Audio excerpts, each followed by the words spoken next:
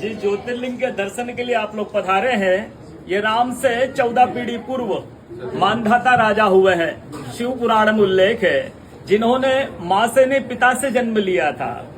उनकी तपस्या से ये शिवलिंग प्रकट में स्थापित लिंग नहीं है।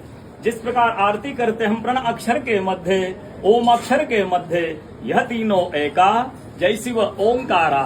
एक शिवलिंग में ब्रह्मा विष्णु महेश निराकार धरती से प्रकट हुए हैं। इसलिए अखंड दीप यह जो जल रहा प्राचीन समय से, एक ही दीपक में 3 बातियां लगातार जल रही है, ब्रह्मा विष्णु महेश की। इस पहाड़ी के ऊपर 7 किलोमीटर का परिक्रमा मार्ग है, वो भी ओम आकृति में है। जो पर्वत पे हम प्रभु के दर्शनों के लिए खड़े हैं, ये पर्वत स्वयं शिवलिंग की आकृति में है।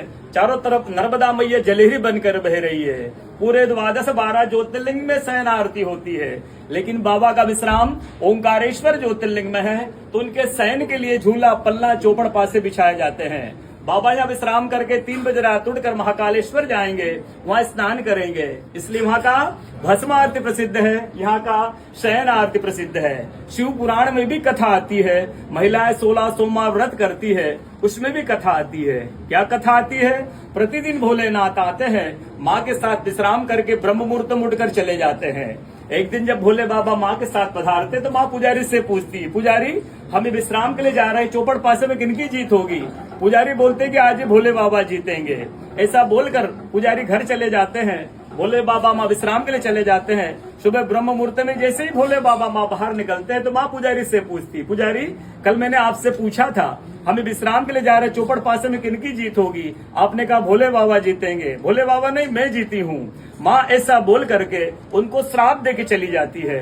उनके तुरंत पश्चात अप्सराएं शिवलिंग पे जल चढ़ाने आती, तो अप्सराएं पुजारी से पूछती, पुजारी अस्वस्थ क्यों हो गए? आप तो ठीक थे।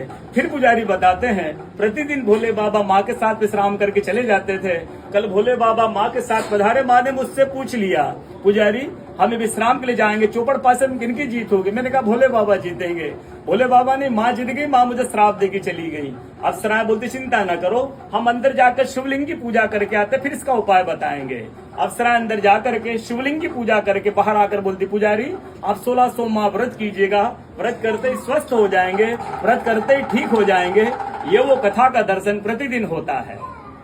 पूरे 12 ज्योतिर्लिंग 12 ज्योतिर्लिंग में ओंकारेश्वर ऐसा ज्योतिर्लिंग है जिसके दर्शन के पश्चात कोई महानदी का दर्शन होता है, जिसके तट को छूकर कोई महानदी बह रही है। आप काशी जाएंगे, गंगा जी दूर है। आप उज्जैन जाएंगे, क्षिप्रा जी दूर है। आप सोमनाथ जाएंगे, समुद्र है। लेकिन ओंकारेश्वर है ऐसा ज्योतिर्लिंग है जिसके दर्शन के पश्चात कोई महानदी का दर्शन होता है। वो महानदी है रुद्रदेहाज।